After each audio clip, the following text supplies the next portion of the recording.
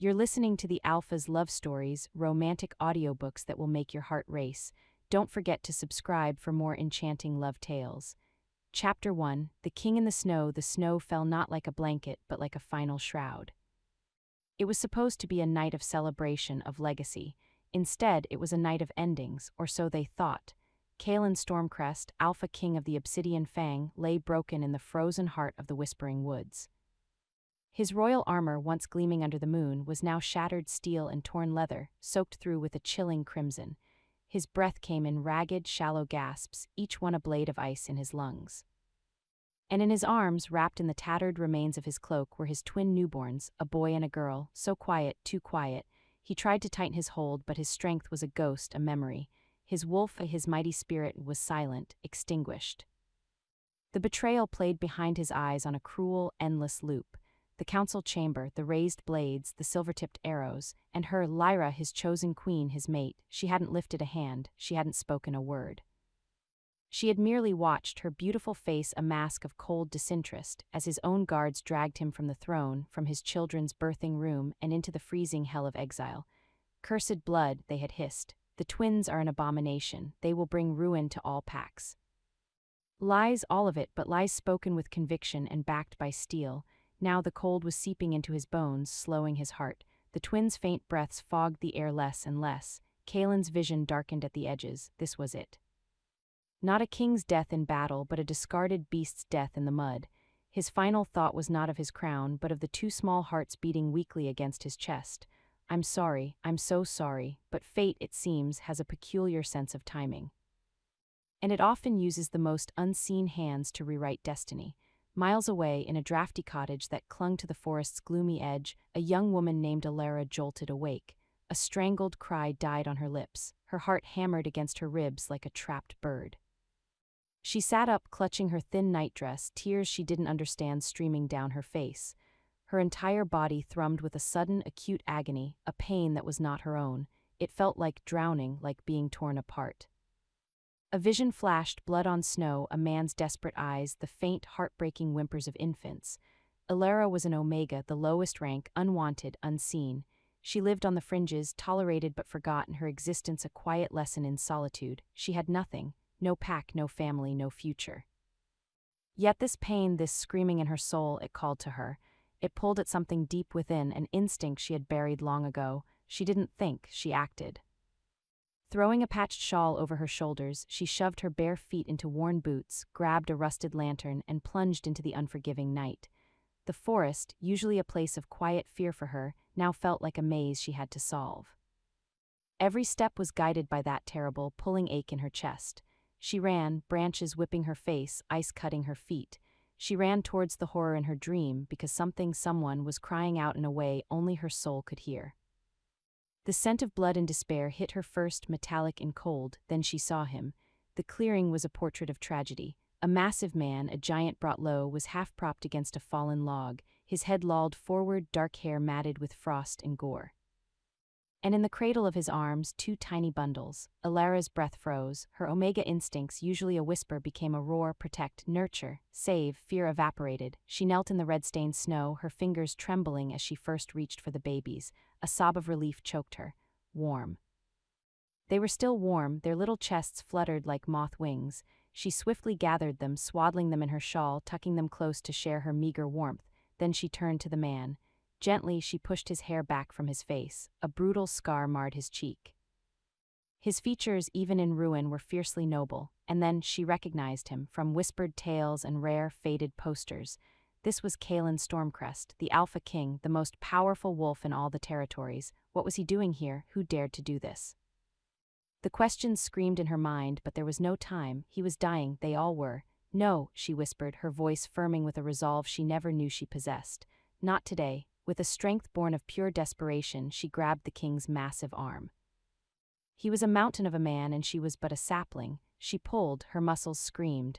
The frozen ground offered no mercy, but she pulled again, teeth gritted, her breath sobbing in the air. She dragged him, inch by agonizing inch, toward the old wooden sled she used for gathering firewood. It took forever, an eternity of straining muscles and burning lungs. But finally she heaved him onto it, then carefully placed the bundled twins on his still chest, tying them all down with rope. She picked up the sled's rope harness, fitting it over her shoulders. With one last look at the bloody clearing, Alara, the forgotten Omega, began the impossible journey home. She pulled a king and the future of a kingdom through the snow.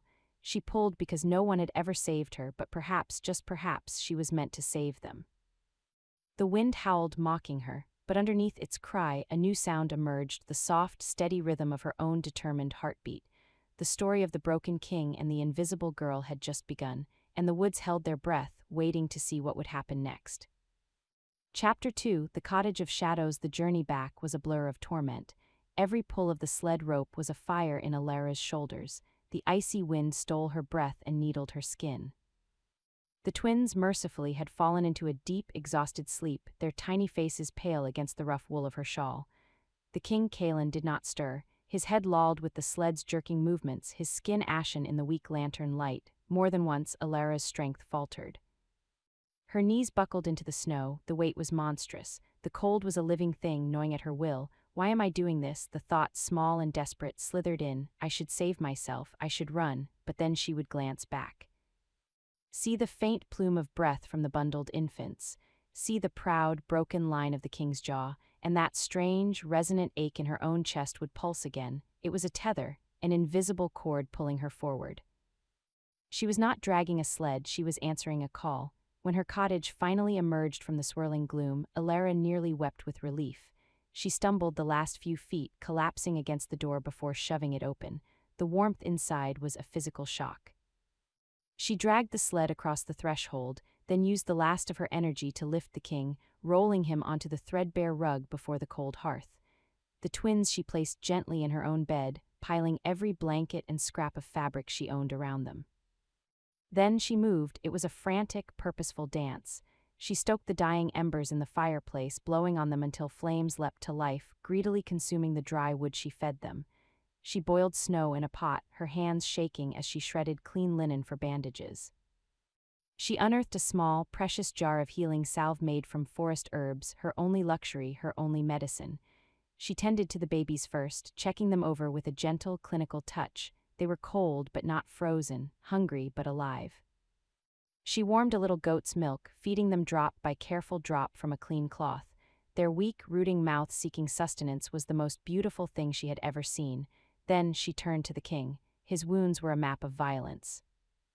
Deep gashes across his torso, dark with infection, a terrible puncture near his shoulder, the flesh swollen and angry. Bruises covered him like storm clouds. He was a masterpiece of destruction. Alara's breath hitched. How was he still breathing? She cleaned his wounds with the warm water, her touch as light as a whisper. She applied the salve, its sharp, green scent filling the small room. She wrapped the linen bandages, her fingers deft despite their trembling. As she worked, she spoke, soft, nonsensical words. The same kind she used to soothe frightened forest creatures. You're safe now, the fire is warm, your children are fed, just breathe, mighty wolf, just breathe. She didn't know if he could hear her, she hoped he couldn't. The shame of being seen in such a state by an Omega, by a stranger, might finish what the blades had started. Hours passed. The cottage grew warm, the air thick with the scents of blood, herbs, and wood smoke. The twins slept soundly, and Kalen Stormcrest, he lived. His breathing, while shallow, grew steadier. The terrible blue tinge left his lips. Exhaustion finally claimed Alara. She slumped into the rickety chair beside the bed, her eyes never leaving her charges. She watched the slow, steady rise and fall of the king's chest. She watched the twins' peaceful faces. And a terrifying, wonderful realization dawned on her. She was no longer alone, but with that realization came a creeping dread. This man was a king, his children were heirs, someone had tried to erase them from the world, and now they were here in her tiny, vulnerable home. The people who did this, they would not simply forget, they would come looking. A floorboard creaked outside. Alara froze, her blood turning to ice. It was just the old cottage settling. It had to be, but the sound, it had been too sharp, too deliberate. She slowly rose from the chair, her heart a frantic drum in her ears. She crept to the single, small window, peering through a crack in the shutter into the inky blackness. Nothing, just swirling snow. Then a shadow detached itself from the deeper darkness near the tree line. It was tall, it stood perfectly still, facing her cottage, watching. A low, involuntary whimper escaped Alara's throat. She stumbled back from the window, pressing a hand to her mouth. They were here, already. How panic threatened to paralyze her. she looked at the sleeping forms, the defenseless babies. The unconscious king, they were all relying on her, the invisible girl, the nobody. A fierce, cold determination washed over her, quenching the fire of her fear. No, she would not let them have these lives, not after she had dragged them from the jaws of death.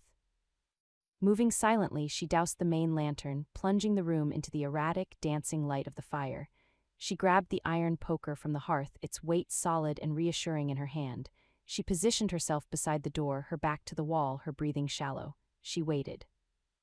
The only sounds were the crackling fire and the howl of the wind. Minutes stretched like centuries, then a soft scrape at the door, the faintest click of the latch being tested. Ilara's grip tightened on the poker, her knuckles were white. She raised the weapon, her entire body coiled like a spring. The door did not open. Instead, a low, mournful howl echoed through the night, far too close. It was not a sound of attack, it was a sound of searching, of longing. And then the shadow was gone, melting back into the forest as silently as it had come. Ilara slid down the wall, the poker clattering to the floor beside her. She buried her face in her hands, trembling not from fear now, but from the aftershock. That had been no ordinary patrol wolf. That howl, it had held a strange magic and ancient grief. Who had that been, friend or foe, a scout for the traitors, or something else entirely? She didn't know, but one thing was terrifyingly clear. The storm outside was just beginning. The real danger was not the cold or the wounds, it was the secret she now sheltered, and secrets, especially royal ones, have a way of bleeding through the strongest doors. The watchful eyes of the forest had found them, and they would be back. Chapter 3: A King Wakes in a Stranger's World. The first sensation was pain, a vast, consuming ocean of it, crashing against the shores of his consciousness. It was not the sharp, clean agony of a battle wound, but a deep, grinding torment that lived in his marrow. Kalen Stormcrest tried to open his eyes, but the lids were leaden. He tried to move, but his body was a foreign country mapped in suffering. Memory returned in shards, the glint of silver, Lyra's cold, beautiful eyes, the cries of his newborns, the freezing embrace of the snow, death. He had felt its icy fingers closing around his heart, yet his heart was beating, a slow, stubborn rhythm against a mattress of agony, and there was warmth, genuine, radiating warmth and a scent, not the sterile, incense-laden air of the palace, nor the metallic reek of blood and snow.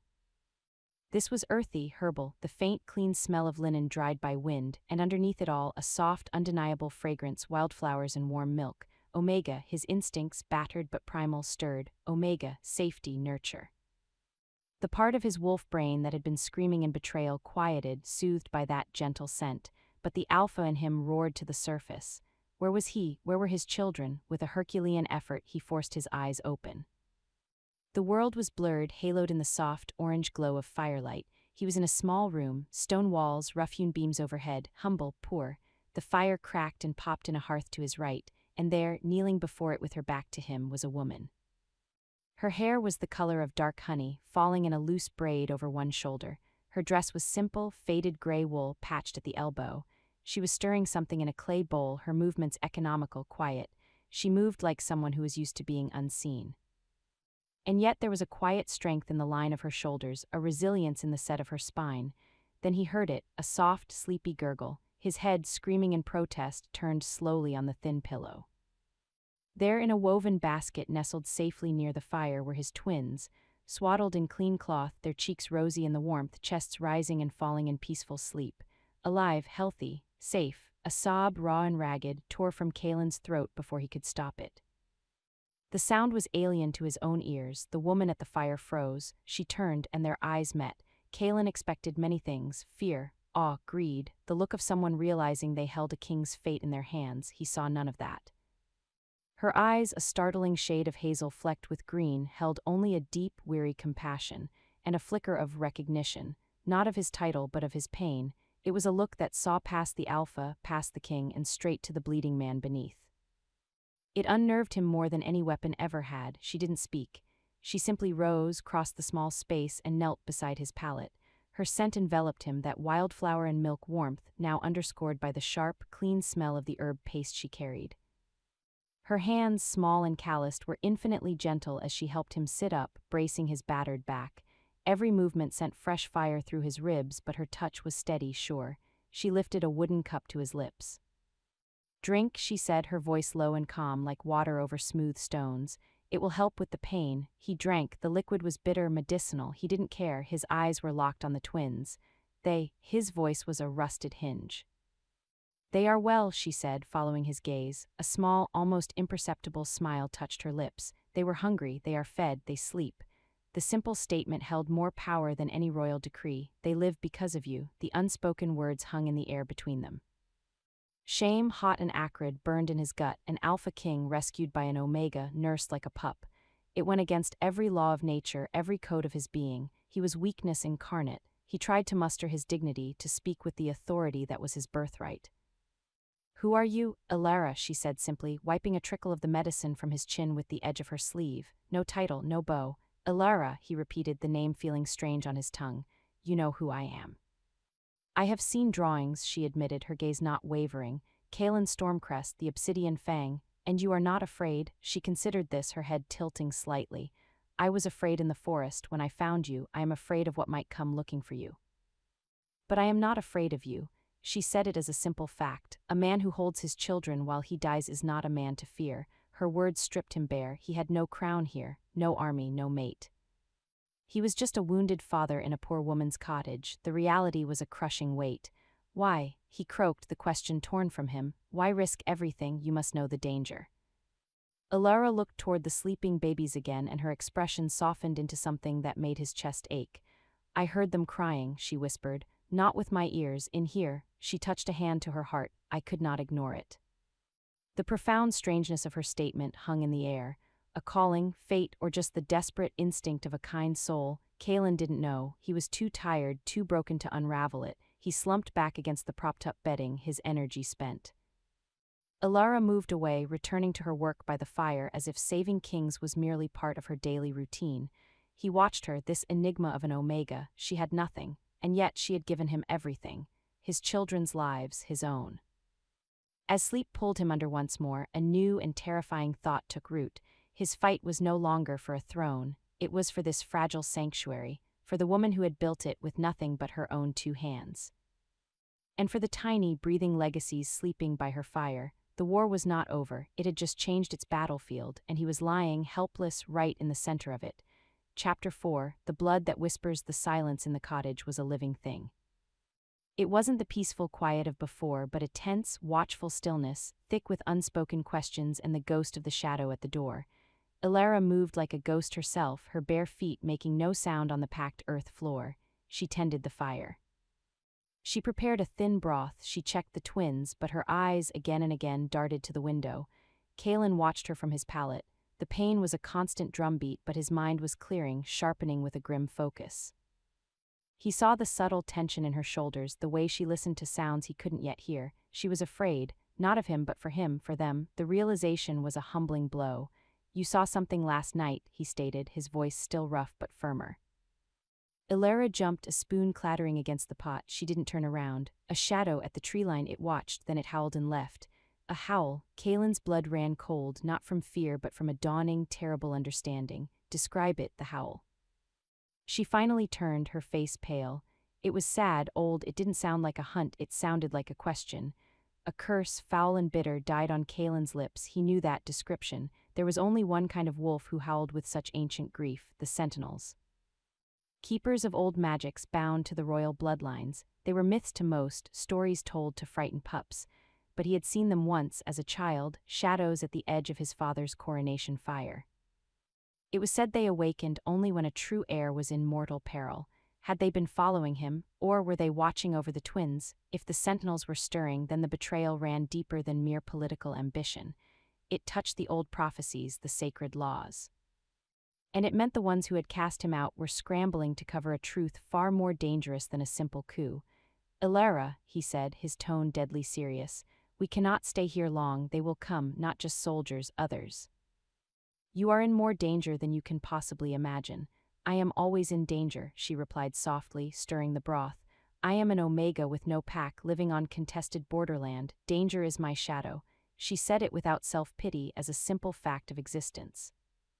Her resignation ignited a spark of anger in him, not at her, but at the world that had made her feel that way.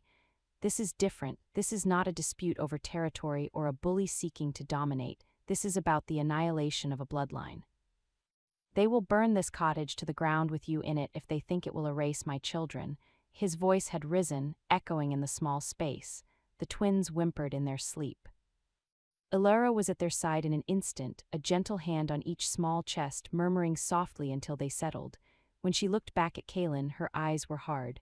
"Then we will not be here when they come," she said, her voice like iron wrapped in velvet. He stared at her, stunned by her calm defiance. "I cannot walk, you cannot carry us all. Then you will heal," she stated, as if commanding a stubborn pup. "And I will think of a way." The sheer, illogical bravery of her left him speechless. He was the strategist, the general who had won a dozen battles. Yet here was this Omega, with nothing, planning their defense from a position of absolute vulnerability. And he believed her. He had no choice but to believe her. Days bled into a fragile routine. Kaelin's body, forged in battle and hardened by alpha strength, began its slow, agonizing repair. He ate what Ilara gave him. He drank her bitter teas. He endured the pain of movement as she helped him stretch his stiffening limbs. He said little. He watched everything. He watched her soothe the twins with a natural, innate grace that made his own clumsy attempts feel like those of a rough-handed guard. He watched her leave at dawn and return with herbs, with firewood, with a scrawny rabbit for the pot, her movements efficient and silent as a forest creature. He watched the way the fading light from the window caught the gold in her hair and hated himself for noticing. One afternoon, as a cold rain pattered on the roof, Ilara was preparing a poultice. She sliced roots with a sharp, worn knife. Her mind, clearly, was elsewhere on the shadow, on their dwindling supplies, on the future. The blade slipped. A sharp hiss escaped her. She dropped the knife, clutching her hand. A thin, bright line of red welled across her palm. Kaelin, who had been watching the twins, snapped his gaze to her. "You're hurt." "It's nothing," she muttered, moving to wrap it in a rag. But a drop of blood, rich and crimson, fell from her fingertips. It splashed onto the earth floor with a soft, almost inaudible pat, and in that instant both twins, who had been sleeping peacefully, jerked awake, not with cries but with synchronized, sudden movements. Their tiny heads turned unerringly toward the spot where the blood had fallen. Their little noses twitched. A soft, unified coo emanated from them, a sound of recognition, of longing. Kaelin felt the world tilt on its axis. He pushed himself upright, ignoring the stab in his ribs. "Ilara." "Don't move," she froze, confused. "What is it?" "Your blood," he whispered, his eyes wide with a shock that was part dread, part awe. "They smell it, they are drawn to it." "That's impossible. They're infants. They seek milk, warmth." "No," he interrupted, his voice trembling with a realization so profound it threatened to unman him. "They are not just infants, and your blood, it calls to them, not as a source of food, as a source of truth." He remembered the old tales, the ones even kings whispered only in the deepest vaults of the library. Tales of the anima conjuncta, the soul-bound, a rare, sacred bond not of mating, but of destiny. A non-royal whose spirit was tethered to the heirs of the throne, a protector woven into their fate by the moon itself. It was considered a fairy tale, a legend, but the evidence was before him, the calling she had heard in the forest. The way his own wolf had calmed at her Omega scent, and now, her blood singing a silent song to his children. Ilara looked from his horrified face to the twins, who were still fixated on the spot where her blood had fallen. She slowly unwrapped the rag from her hand, watching the crimson bead along the cut. A strange, shimmering sensation traveled up her arm, not pain, but a vibration, deep and resonant. "What does this mean, Kaelin?" she asked, her voice barely audible. He met her gaze, the full weight of centuries of prophecy crashing down upon them both. "It means," he said, each word heavy as stone, "that you were never just a rescuer, Ilara. You were never just a kind soul in the right place. You were chosen. The moon itself led you to us, and now," he looked at the door as if he could see through the wood to the watching forest beyond. "Now, the ones who tried to kill us will want you more than they ever wanted the throne. Because you are the living proof that my children's claim is not just political, it is divine, and that is a truth they cannot afford to let live." Chapter 5, The Ghost at the Threshold. The revelation hung in the cottage like a poisonous fog. Chosen. Not by chance but by fate, Ilara felt the word carve itself into her bones. It didn't feel like a blessing, it felt like a sentence. Her quiet, invisible life was over, shattered not by a pack's rejection but by a drop of her own blood. For 3 days a brittle tension ruled the small space. Kaelin pushed his recovery with a silent, ferocious intensity, his jaw perpetually clenched against the pain. He practiced standing, leaning heavily on the wall, his breaths coming in sharp grunts. He was rebuilding himself not as a king for a palace but as a shield for a cottage. Alara watched him, her own anxiety a tight coil in her stomach. She found herself studying the twins with new, fearful eyes. Were they just babies? Or were they something more, something that had somehow chosen her back? The fourth morning dawned gray and still. A heavy frost iced the world in silence. Alara was outside, breaking the thin layer of ice on her water barrel when the hair on the back of her neck stood on end. It wasn't a sound, it was a presence. A sudden, absolute awareness of being watched by something intelligent. She slowly straightened, the wooden dipper freezing in her hand. Her eyes scanned the stark, white-barked trees. Nothing moved, yet the feeling intensified, a pressure against her skin. It was different from the shadow, that had been a watcher. This felt like an appraisal. She backed toward the cottage door, her heart hammering. Just as her hand touched the rough wood, a voice spoke. It didn't come from the trees, it seemed to emanate from the air itself, soft, rasping, and impossibly ancient. The blood song is weak in you, child. Faint like a forgotten melody. Alara whirled, pressing her back against the door. Who's there? From behind the thick bole of an ancient oak, a figure emerged. It was not a wolf, but an old woman, so thin she seemed a collection of sticks draped in gray, mossy cloth. Her hair was a cloud of white, wild as a winter thicket.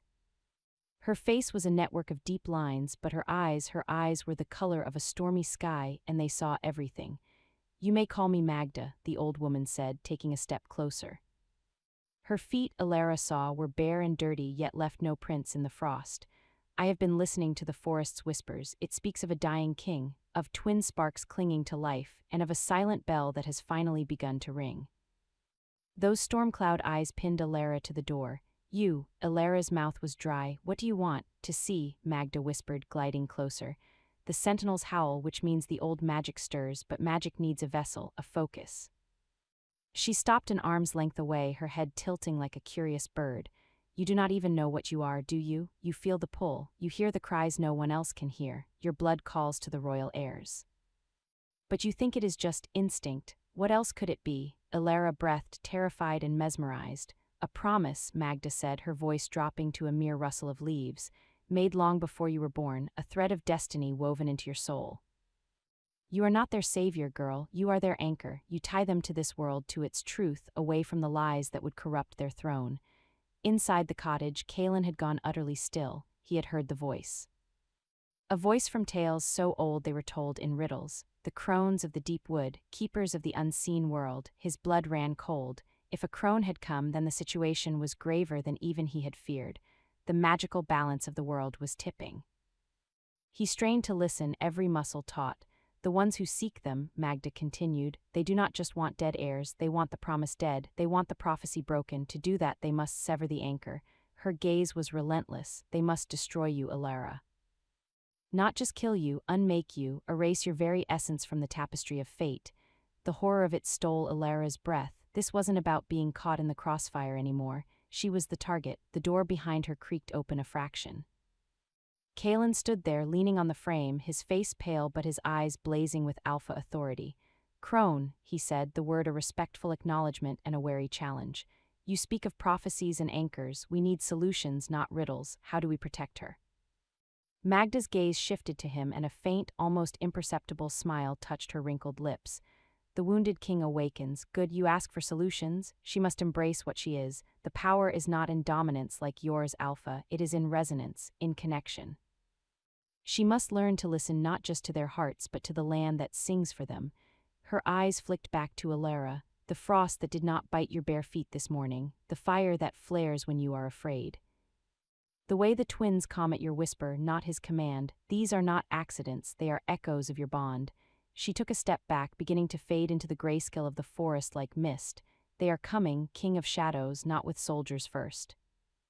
With a whisperer, one who walks dreams and poisons thought, guard your minds as fiercely as you guard your bodies. The greatest battle will not be fought with claws, but with will.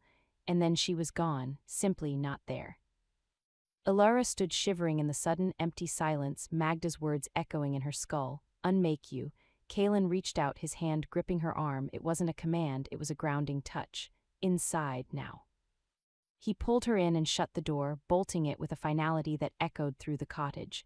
The twins, sensing the surge of fear and urgency, began to fuss.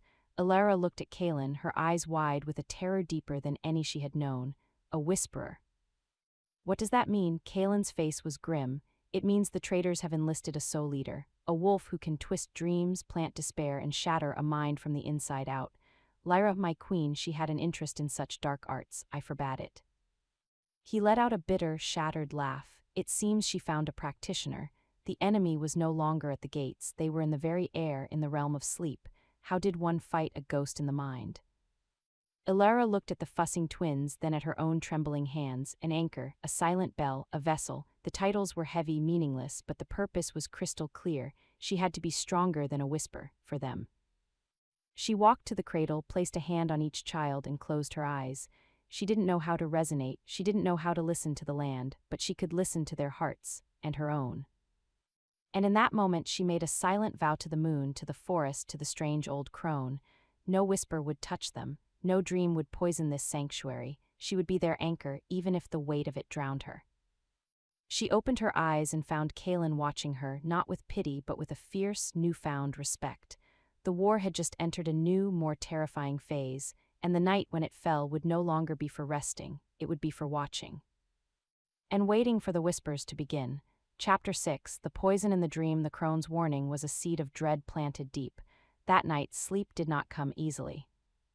Elara lay on her thin mattress, ears straining past the crackle of the banked fire for any sound that wasn't the wind or the gentle breathing of the twins.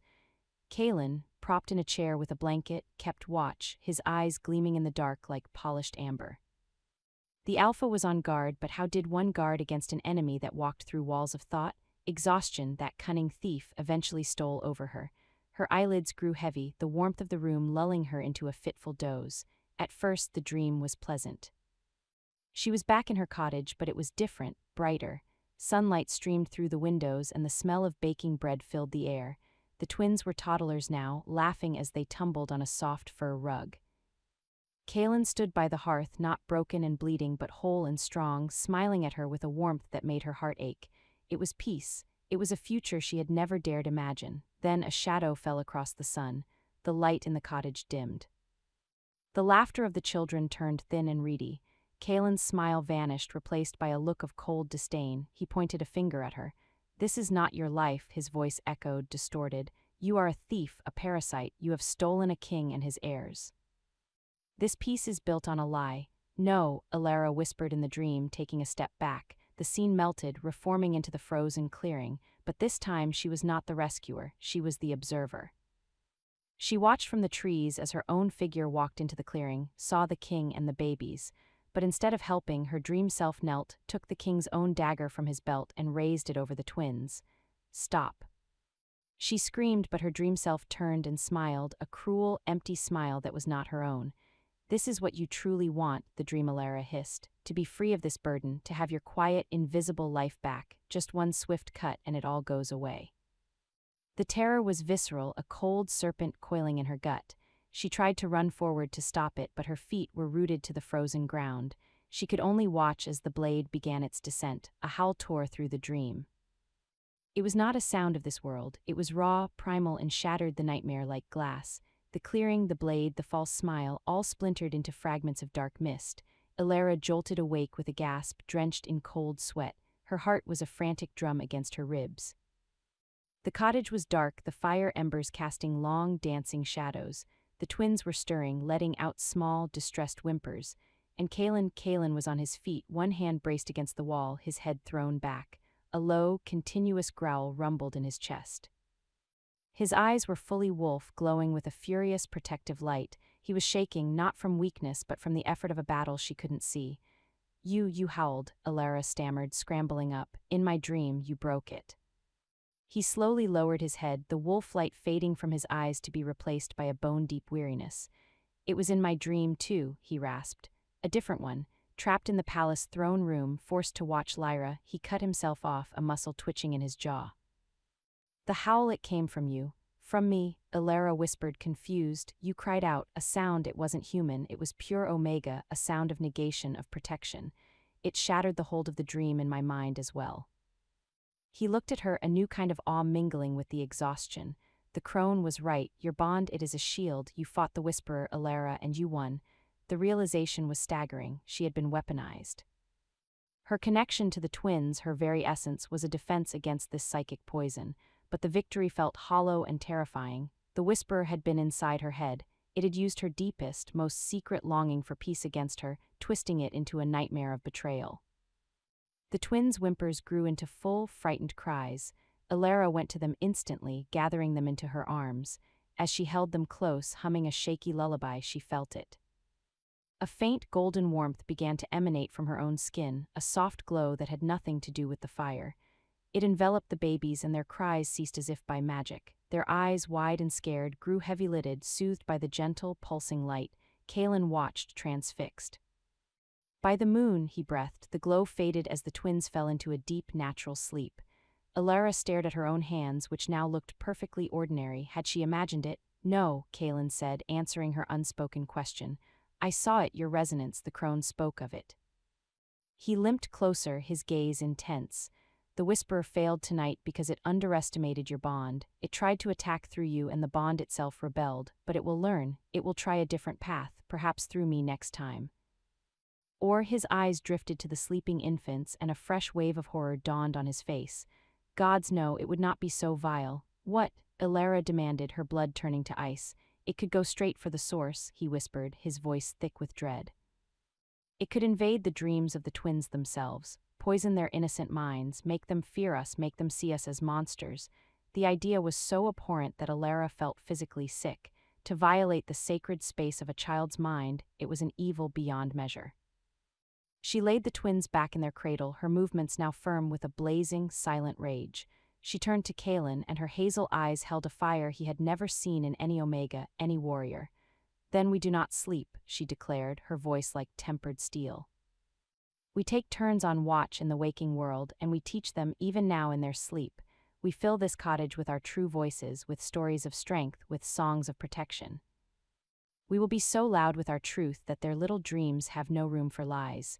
It was a desperate, impossible plan. Yet, as Kaelin looked at her, this woman who glowed with guardian light and spoke with the ferocity of a general, he believed it could work. The whisperer dealt in stealth and subtlety. They would answer with relentless, loving noise. The night was no longer a time of rest. It was a battlefield of the mind.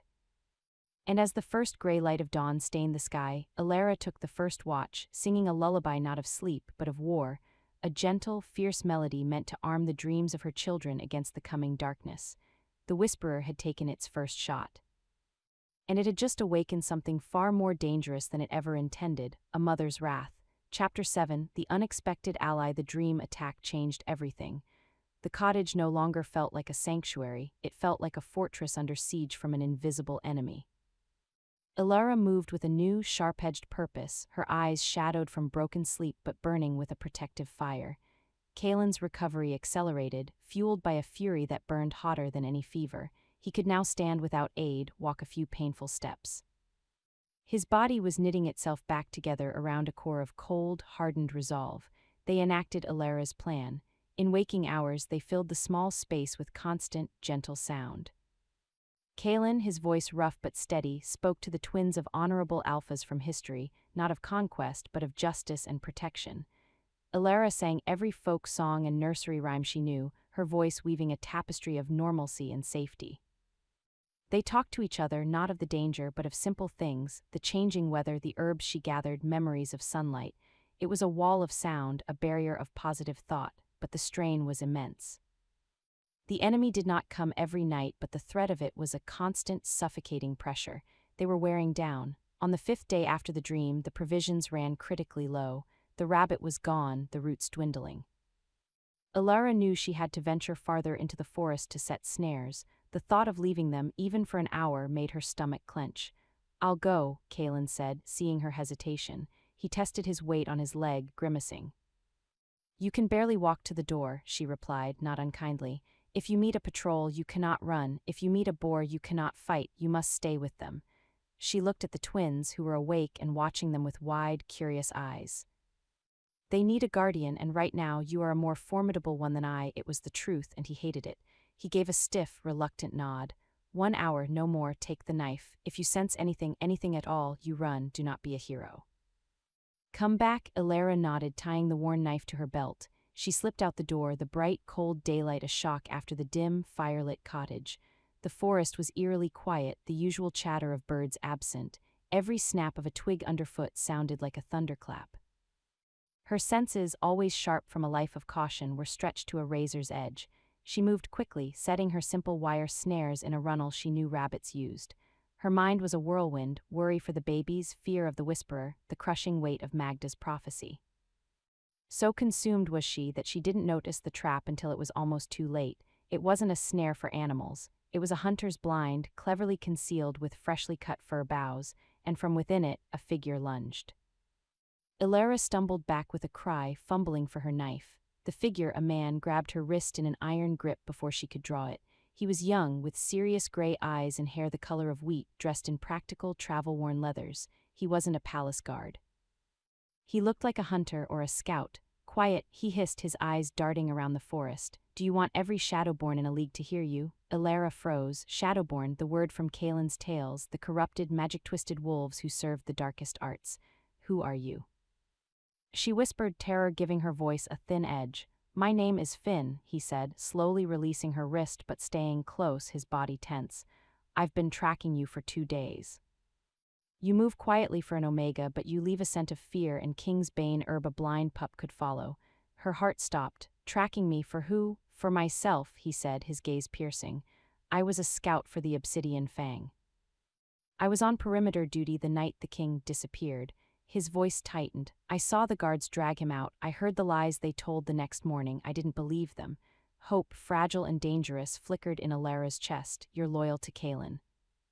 I'm loyal to the truth, Finn corrected sharply. And the truth is, the coup was orchestrated by Queen Lyra and High Counselor Verk. They've spread poison, claiming the king was mad, that the twins are cursed abominations. They've rallied half the pack with fear. He looked her up and down, his expression unreadable. The rumors say a borderland Omega pulled the king from the snow. That would be you. Elara said nothing, her mind racing. This could be a trick, a trap to confirm the king's location. Finn seemed to read her suspicion. He took a slow step back, raising his empty hands. I can take you to others, not many, a handful, scouts, guards, outpost wolves who remember their oaths. We've been scattered, hiding, waiting for a sign that he lived. His gray eyes held hers. Is he alive? Are the heirs alive? The question hung in the frozen air. This was the moment. Trust could mean salvation, or it could mean a death sentence for all of them. She thought of Kaelin, struggling to stand. She thought of the twins, so vulnerable. They couldn't stay in the cottage forever. They needed allies. They needed a way out. Yes, she breathed, the word leaving her lips before she could stop it. They are alive. Finn closed his eyes for a second, a wave of profound relief washing over his features. When he opened them, they were fierce. Then we must move. Now, Verk has sent hunters, real hunters, not just whispers, to sweep this quadrant. They are a day behind me, maybe less. They will find the cottage. Panic surged through Elara. We can't move him far, he's still badly wounded. The babies, we don't have to go far, Finn said, his mind already working. There's a place, an old logging outpost, buried in a ravine half a day's journey from here. It's derelict, forgotten, it has a cellar, defensible. I can get you there, I can bring the others to you. It was a risk, a colossal risk, but staying was a guaranteed death sentence. Come, Finn said, gesturing urgently. Show me, we have no time. Elara made the hardest decision of her life. She turned and led the scout, this stranger named Finn, back to her cottage, to the king she had sworn to protect, praying to the moon that she was not leading the wolf straight into the henhouse. The game had just changed. They were no longer just hiding, they were gathering an army, a tiny, secret, desperate one. Chapter 8, the flight to the ravine, the return to the cottage was a blur of cold dread. Every shadow seemed to hold a hunter's eye. When Elara pushed the door open, Kaelin was instantly on his feet, a makeshift club, a heavy piece of firewood in his hand. His eyes, blazing with defensive fury, locked onto Finn behind her. Who is this? The alpha's growl vibrated in the small space. He says his name is Finn. A scout, loyal to you, Elara said quickly, stepping between them, her hands raised. He says hunters are a day away, we have to leave. Kaelin's gaze never left Finn, he inhaled deeply, scenting the air. I remember you, Finland, 3rd Perimeter Squadron. Finn dropped to one knee, bowing his head. My king, I serve the true crown. Prove it, Kaelin demanded, his voice like grinding stone. What was the watchword on the night of the betrayal? Finn didn't hesitate. There was no watchword, sire. Counselor Verk countermanded the usual rotations. He said you had ordered a quiet night for the heir's blessing. It was the first lie. The tension in Kaelin's shoulders eased a fraction. A lie only someone who was there would know. He lowered the club. Rise, we have no time for ceremony. You say hunters are close. Finn stood, his manner all business. Verk's elite trackers, my king, they move like ghosts and leave none alive. They will have found the clearing by now. Your blood is a beacon to them. They will be on this cottage by nightfall. Ilara's heart clenched. She flew into action, grabbing the few supplies they had, the remaining salve, the blankets, a skin of water. Kaelin, moving with stiff, pained determination, began to strap the twins to his chest and back with lengths of sturdy cloth, creating a sling that left his hands free. He winced with every movement but didn't stop. The outpost, Finn said, helping Ilara bundle things. It's in the Blackwater ravine. The terrain is treacherous. It will hide our scent and our trail. Can you carry them? Kaelin asked Ilara, his eyes dark with worry. Before she could answer, Finn intervened. With respect, sire, you cannot fight in your condition, and she cannot carry you all. You must let me help. He moved to support Kaelin, but the alpha jerked his arm away. I can walk, Kaelin snarled, pride and pain warring in his eyes. You can stumble, Finn replied, not unkindly but firmly. And a stumble could kill us all. Let me be your strength until you reclaim your own. That is what a loyal subject is for. The truth of it was a bitter pill. Kaelin finally gave a sharp, reluctant nod. With Finn taking most of his weight on one side and Ilara on the other, they shuffled out of the cottage, leaving the fire burning. It felt like leaving a piece of her soul behind. The journey was a descent into a nightmare. The Blackwater ravine was a scar in the earth, deep and choked with jagged rocks, thorny undergrowth, and the skeletal remains of dead trees. The path was not a path at all, but a series of precarious ledges and crumbling slopes. The cold here was damp and clung to the bones. Kaelin's breath came in ragged, pain-filled gasps. Every jolt, every slip sent fresh agony through his body, but he bit down on any sound, his focus entirely on the tiny heads nestled against him. Ilara scrambled ahead at times, finding the best footing, her hands scratched and bleeding from grabbing thorny branches for support. Finn was a rock, his scout's knowledge invaluable, his strength unwavering as he half-carried, half-guided the wounded king. They heard the hunters once. A distant, guttural howl echoed from the ridge above the ravine. It was not a wolf's howl. It was colder, emptier, the sound of something that hunted for the joy of ending life. It froze the blood in their veins. Down. Finn whispered urgently, pulling them into the shelter of a massive, moss-covered boulder. They crouched in the damp, rotting leaves, not daring to breathe. Ilara covered the twins' heads with her hands as if she could hide them from sound itself. Kaelin's body was rigid, every muscle coiled, his eyes glowing with a feral, silent promise of violence if they were discovered. Minutes ticked by. The sound of heavy paws crunching on frozen earth passed above them on the rim of the ravine. Then silence. They're sweeping the high ground, Finn breathed, his face pale. They haven't picked up our descent trail yet. They moved on, faster now, driven by pure adrenaline. Dusk was bleeding the last light from the sky when Finn pointed. There. Nestled against the ravine wall, half swallowed by a landslide, was the outpost. It was little more than a shack of rotting logs, its roof sagging. But beside it, almost invisible behind a curtain of thick ivy, was a heavy wooden door set into the stone. Finn pried it open with a groan of rusted hinges. The air that wafted out was cold, damp, but still. A cellar. He lit a small, shielded lantern from his pack. The space inside was small, earth-floored and lined with empty, crumbling shelves, but it was hidden, it was defensible. It was a haven. As they helped Kaelin sink onto a pile of old, musty sacks, the last of his strength gave out. He slumped against the wall, his face gray with exhaustion and pain, but his arms cradled the twins, who had slept through most of the terrifying journey. Ilara looked from the broken king to the loyal scout, then to the solid, hidden door. They had made it, for now. Finn secured the door, then turned to them, his expression grim in the lantern light. Rest, I will take first watch. They will not find this place easily. He paused, looking at Kaelin. My king, the others I spoke of, they are scattered, but a signal fire from the right place I can bring them. We can be more than just survivors hiding in a hole. Kaelin met his gaze, the kingly authority returning to his eyes, forged anew in pain and desperation. Do it, he commanded softly. Gather our wolves, we have been prey long enough. It is time to remind the traitors what an obsidian fang alpha truly is and what he protects. In the dark, damp cellar, a spark of defiance was struck. The flight was over. The preparation for the fight had just begun, and outside in the deepening dark, the hunters howled again, frustrated and hungry, searching for a trail that had just gone to ground. Chapter 9, The Gathering of the Lost. The cellar was a tomb of cold stone and quieter fears, but within its dank walls, a fragile flame of hope was kindled. For 3 days they existed in a world of whispers and watchful silence. Elara tended to Kaelin's wounds, which had been torn open anew by the brutal flight. The twins, resilient in their innocence, adapted to the new gloom, soothed by the constant, low murmur of her voice. Finn was a ghost, slipping out at dawn and dusk to scout, returning with news that was both reassuring and terrifying. The hunters were still combing the forest above, but they had not yet found the ravine's secret. On the 4th night, under a moon shrouded by thin, racing clouds, Finn prepared to light the signal. The beacon rock, he explained to Kaelin in a hushed tone. It's a pinnacle on the western ridge. A fire there can be seen from 3 of our old outposts, but it's hidden from the main patrol routes by a spine of stone. If any of the loyal ones are watching, they will come. Kaelin, leaning against the wall, gave a tired nod. His strength was returning, but slowly, too slowly for the fury building in his heart.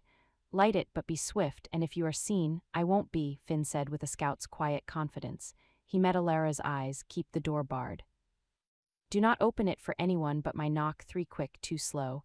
Then he was gone, melting into the ravine's shadows. The wait was an agony.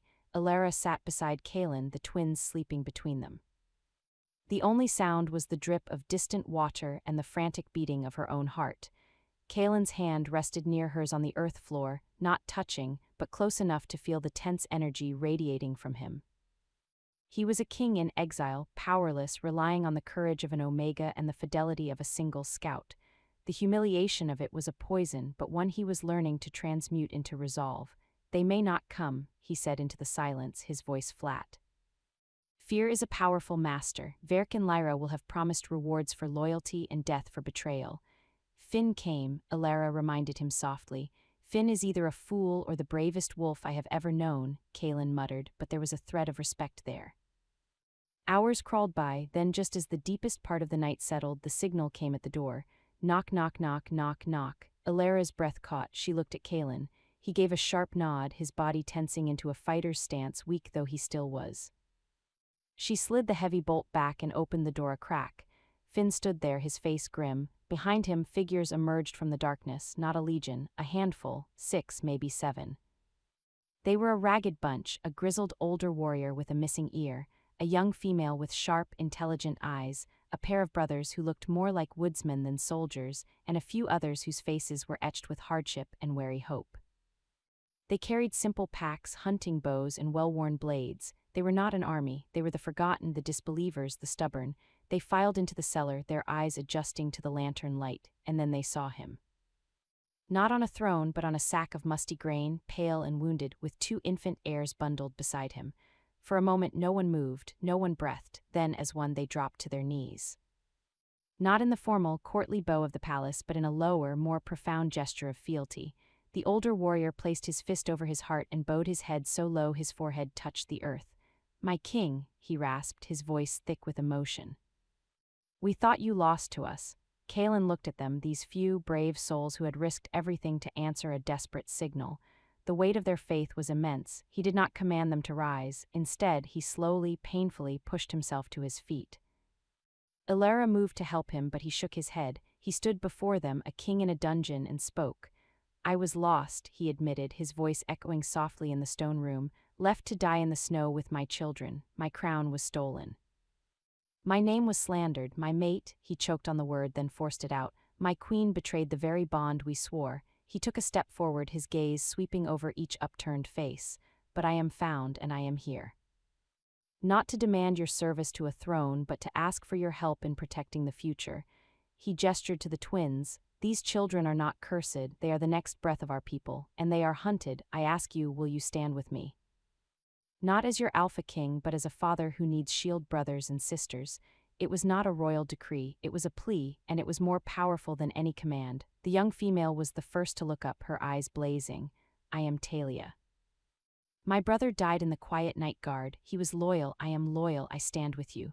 One by one they gave their names, Garrett the old warrior, Bryn and Cale the woodsman brothers, others, their voices were a chorus of defiance in the dark. Finn finally spoke, a hard smile on his face. The pack is small, sire, but it is true.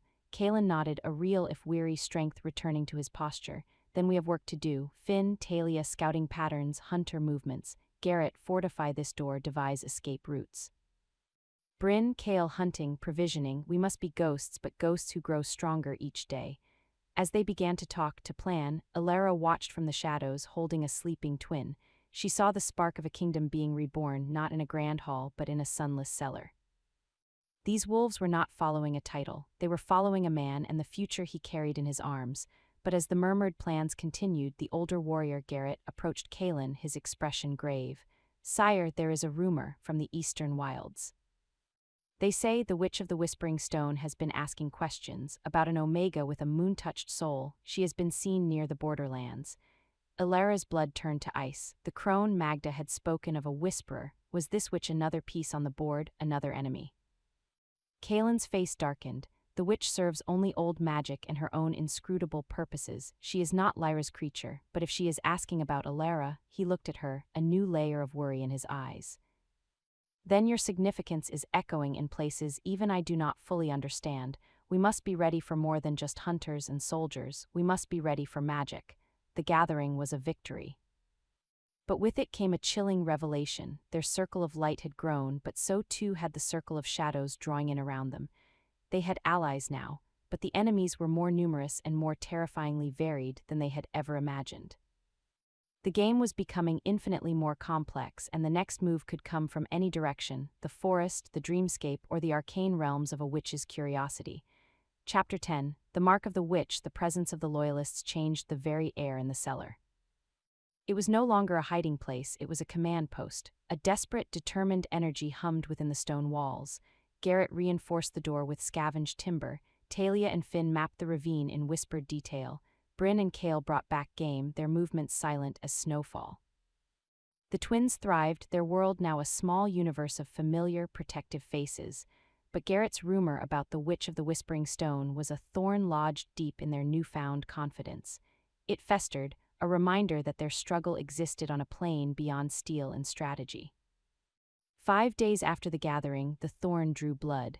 Alara had taken the twins to a small, hidden seep at the back of the cellar where fresh water trickled from the rock. It was her one moment of quiet ritual, washing their tiny faces, humming to them. As she lifted the little girl Anya, a droplet of water fell from her fingertips onto the baby's forehead. It should have beaded and rolled off. It didn't. The droplet sank into Anya's skin, leaving behind a faint, shimmering mark, a crescent moon no bigger than a snowflake that glowed with a soft, silver light for one heartbeat before fading to a pale, pearlescent scar. Alara gasped, nearly dropping the child. Kalen. He was at her side in an instant, the others closed behind. He stared at the mark on his daughter's brow, his face a mask of stunned recognition. The moon's sigil, he breathed, his voice laced with awe and dread. It's a blessing and a beacon. Only the ancient magic of a true crone or witch can bestow it. It marks the child as touched by destiny, protected by the old powers. Protected, Alara cried, her fingers hovering over the mark. It looks like a brand. Before Kalen could answer, the air in the cellar grew thick and cold. The lantern flame guttered, not from wind but as if being squeezed. A scent flooded the space, not the earthy smell of the crone Magda, but something sharper, wilder. Ozone and crushed juniper berries, and beneath it the faint, coppery tang of blood. From the deepest shadow of the cellar, where no shadow should have been, she stepped forward. The Witch of the Whispering Stone was nothing like Magda. Where Magda was earth and moss, this woman was ice and obsidian. She was tall, painfully thin, her hair a fall of ink black streaked with violent silver. Her eyes were voids of purest violet, no pupil, no white. She wore robes of darkest gray that seemed to drink the light.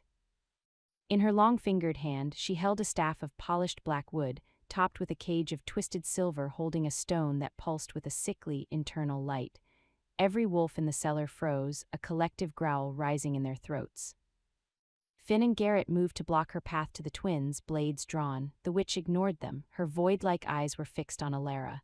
So, the witch spoke, her voice a dry rustle like dead leaves skittering over stone. you are the anchor.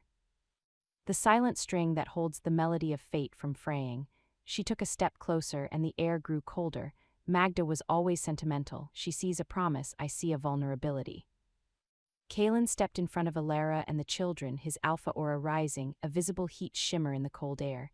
You are not welcome here, Morwenna. Your magic has no claim on my blood. The witch Morwenna smiled, a thin, cruel stretching of lips. Your blood, fallen king, is currently more liability than asset. It is the other blood that interests me. Her gaze slid back to Alara, the blood that called to them in the snow, the blood that sings a lullaby to ward off dream eaters.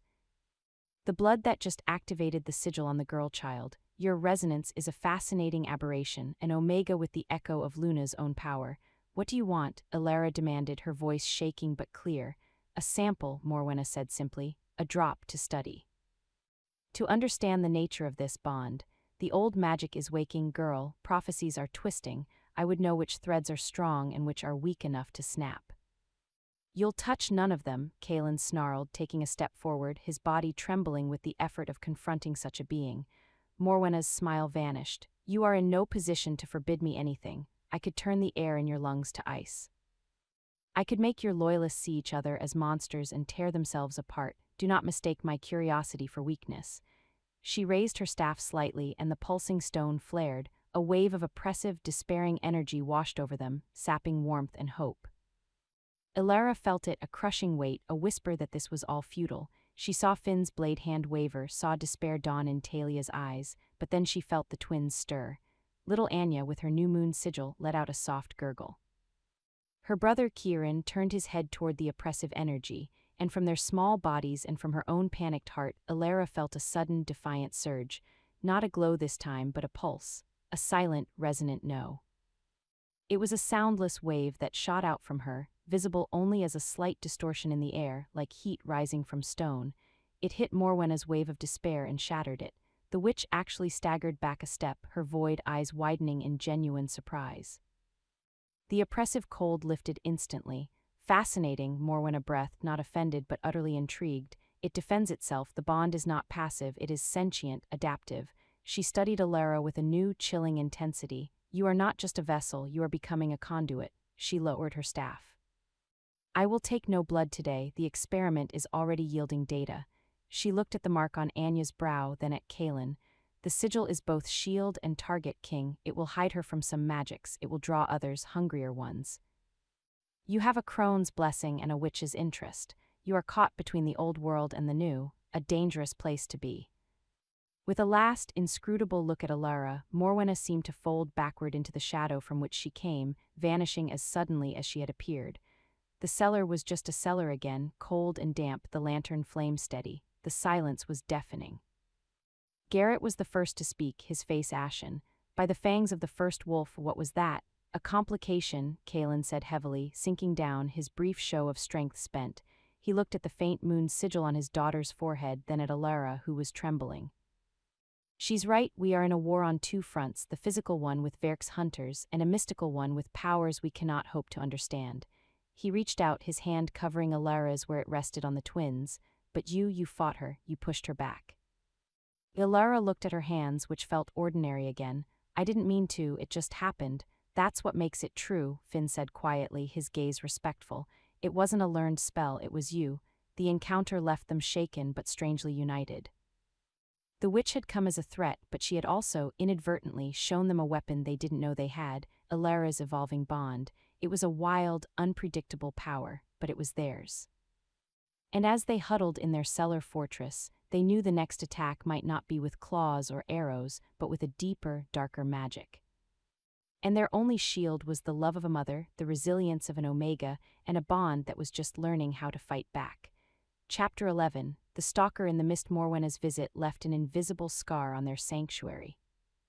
The cellar no longer felt like a refuge from the outside world, but a trap where the outside world's most sinister elements could simply appear. A pervasive, watchful tension settled over the group. Sleep was near impossible. Every drip of water sounded like a footstep. Every shift of shadow hinted at violet, void-like eyes. Kalen pushed his recovery with a brutal, single-minded focus. He could now walk unassisted, the pain a constant companion he had learned to ignore. He trained with Finn and Garrett in the narrow space, not with swords but with the silent, close-quarters brutality of a cornered animal, elbows, knees, pressure points. He was relearning how to be a weapon in a cage. Alara, meanwhile, felt a strange, internal shift. The confrontation with the witch had ignited something. She was acutely aware of the twins in a way that went beyond sight or sound. She could feel their contentment like a soft warmth in her chest, their distress as a sudden, cold pinch. And sometimes, in the deep quiet, she thought she could hear the faintest echo of the forest itself, the slow sigh of the trees, the secret chatter of the stream in the ravine. The resonance Magda spoke of was no longer a theory. It was a new, bewildering sense she had to learn to interpret. It was during one of Finn's pre-dawn scouting runs that the first tangible sign of the hunter's closing net appeared. He returned face grim, holding a small, polished object.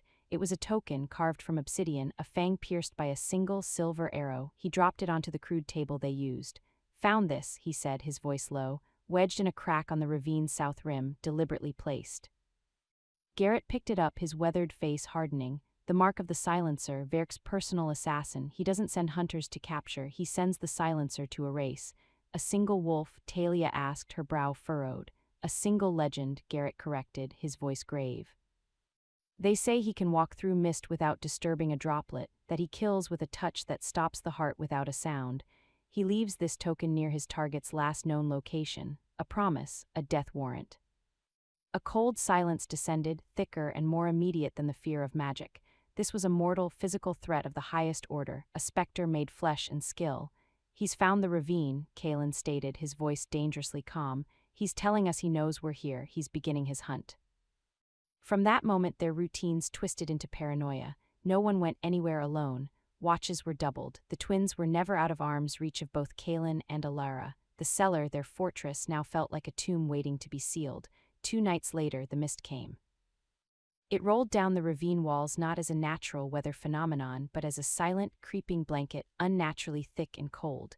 It swallowed sound, leaving the world muffled and blurred. From their hidden vantage near the door, Bryn and Kale, on watch, signaled the danger. The mist was wrong. It moved with purpose, coiling around the entrance. Inside, everyone was awake, weapons in hand. The twins, sensing the acute fear, were quiet, wide-eyed. Alara held them close, her own heart a frantic bird against her ribs. She closed her eyes, trying to listen past the fear, to feel the forest through the choking mist. She felt nothing. The resonance was muted, as if the mist was a shroud over the world's voice, but she felt something else, a cold, focused intent. A predatory patience that made her skin crawl. It was nearby, just outside the door. A soft, almost melodic scraping sound began, metal on wood, slow, deliberate. It was the sound of a blade being drawn gently along the outside of the reinforced door, a taunt. Finn, his face pale, knocked an arrow to his bow, aiming at the door. Garrett hefted his axe. Kalen stood before Alara and the children, his body a final, unyielding wall. The scraping stopped. The silence was absolute, more terrifying than any sound. Then a voice spoke. It didn't come from the door, it seemed to come from the mist itself, from the stones, from the air they breathed. It was a smooth, calm, utterly emotionless baritone. "King Kalen, I bear a message from Counselor Verk. Surrender the abominations. Walk out alone. Your death will be quick. Your loyalists may live as exiles. Refuse," the voice paused, letting the threat hang in the frozen air. "I will make you watch as I dismantle this den, life by little life, starting with the Omega and the pups. There are arts of prolonging agony even a king has never dreamed of." Rage, pure and incandescent, burned through Kalen's fear. He took a step forward, his voice a low, venomous growl. "You tell Verk he can come and take them from my cold, dead hands. And when I see him in the afterlife, I will tear his soul apart for daring to threaten my children." A soft, almost approving hum echoed in the mist, a king's answer, as expected. "Then we begin." The door did not burst open, there was no assault. Instead, from the narrow gaps around the doorframe, the thick white mist began to seep inside. It curled across the floor like living tendrils, cold and damp. Where it touched skin, a numbness followed, a sapping of will and warmth. "Don't let it touch you." Garrett roared, swinging his axe at the vaporous coils futilely. Panic threatened to break them. The mist was an enemy they could not fight. In that moment of collective dread, Alara looked down at the twins. Anya's moon sigil was glowing faintly again, a tiny silver lantern in the gloom. Kieran's small hand was fisted in her tunic, his eyes not fearful but strangely focused. On her, the bond, the resonance. It was being muffled by the mist, but it was still there. A connection deeper than magic, deeper than fear. A connection of pure, defiant love. She didn't know what she was doing. She stopped trying to listen to the forest and instead poured every ounce of her will, her protection, her fierce, roaring love for these two small lives into that connection. She focused it not as a shield around them but as a signal, a beacon. We are here. We are together, we are not afraid. It was a silent scream of the soul.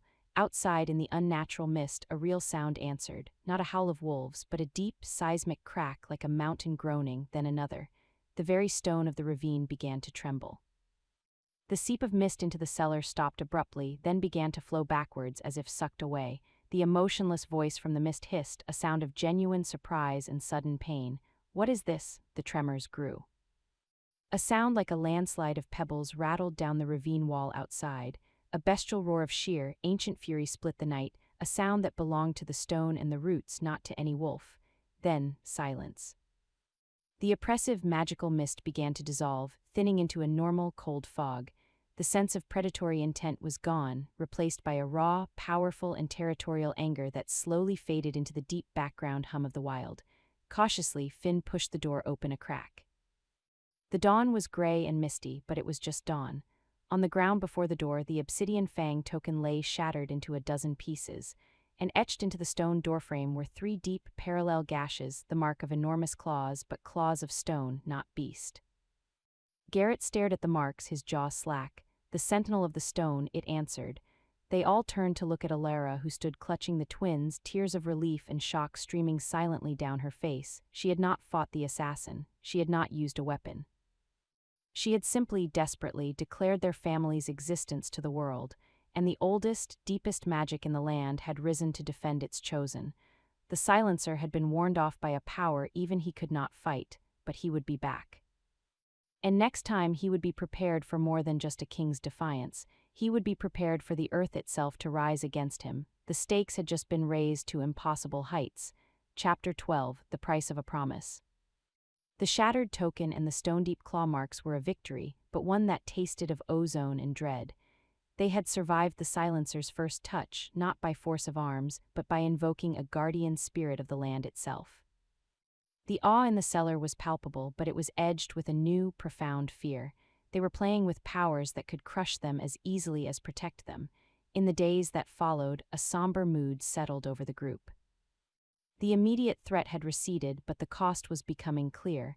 Alara was exhausted in a way sleep couldn't touch. The effort of that focused cry to the bond had drained something vital from her. Shadows pooled under her eyes and her movements were slower, as if she carried an invisible weight. Kaelin watched her with growing concern. He saw the way her hands sometimes trembled when she held the twins. He heard the catch in her breath when she thought no one was listening. The bond that was their greatest shield was also a channel, and she was the conduit. What happened when the conduit grew weak? You are pushing yourself too hard, he said to her one afternoon as she tried to grind herbs, her motions sluggish. He took the stone pestle from her hand, his touch was careful but firm.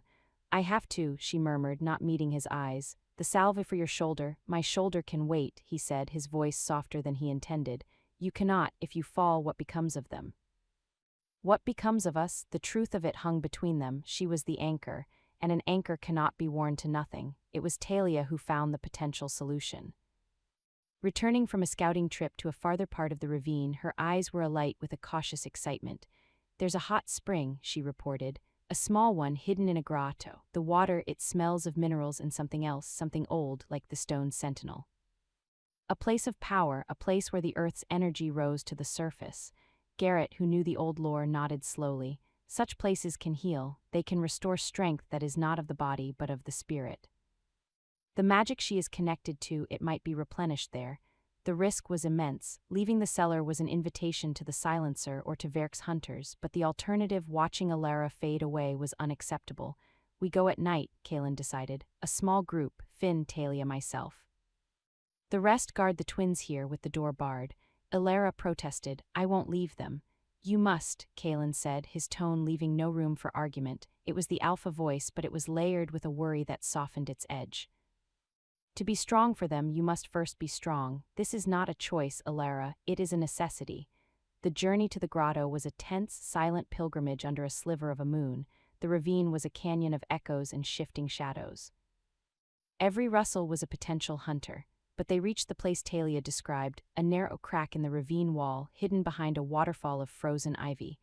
Inside, the air was warm, moist, and thick with the scent of stone and life.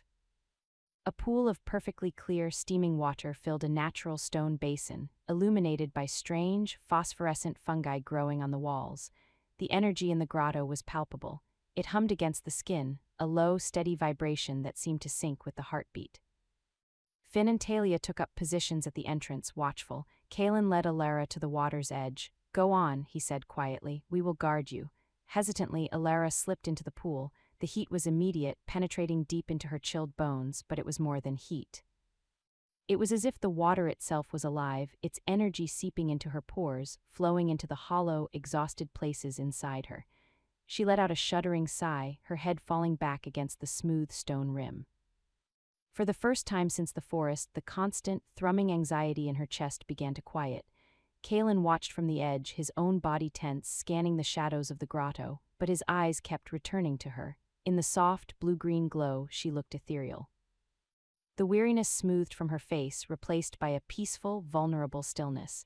He saw not the fierce protector, not the chosen anchor, but simply Alara, a young woman who had been given an impossible burden and had borne it without complaint. A fierce, protective tenderness, entirely separate from the mate bond he had once known, bloomed in his chest. It was a feeling that was quiet, profound, and utterly terrifying. He was so focused on her, on the new, confusing storm of his own emotions, that he almost missed the subtle change in the water. A faint, silver light began to emanate from Alara's skin, mirroring the glow of the fungi. It traced the lines of her collarbone, the curve of her shoulder. Then it traveled down her arm to her hand, which rested underwater. Where her fingertips brushed the stone of the pool, tiny, intricate patterns began to form, swirls and crescent moons, etched into the rock as if by an invisible engraver. Alara felt it, her eyes flew open. She looked at her hand, at the markings appearing on the stone. Kalen. He was at the pool's edge in an instant. "What is it? What's happening?" "It's the bond, it's speaking, not in words, in pictures, feelings." She looked up at him, her eyes wide with revelation. "The sentinel of the stone, it didn't just protect us. It marked this place for us. It's a refuge, a node in whatever this power is. I can feel others, fainter, farther away, like a web."